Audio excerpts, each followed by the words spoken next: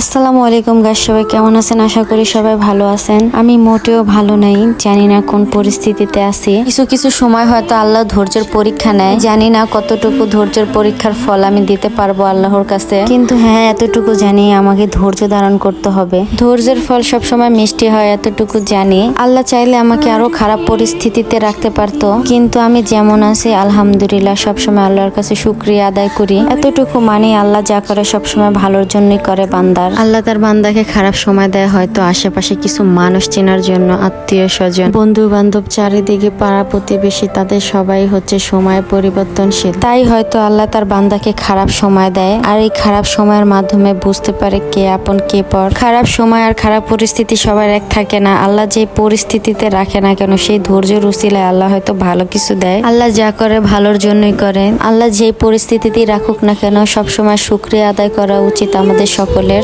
খারাপ সময় আশেপাশে মানুষের কথাগুলো মাথায় নিতে নেই, এতটুকু জানি। তো সুন্দর একটা ওয়েদার দেখাতে দেখাতে অনেক বকবক করেছি। সবাই ভালো থাকবেন, সুস্থ থাকবেন। আল্লাহ হাফেজ।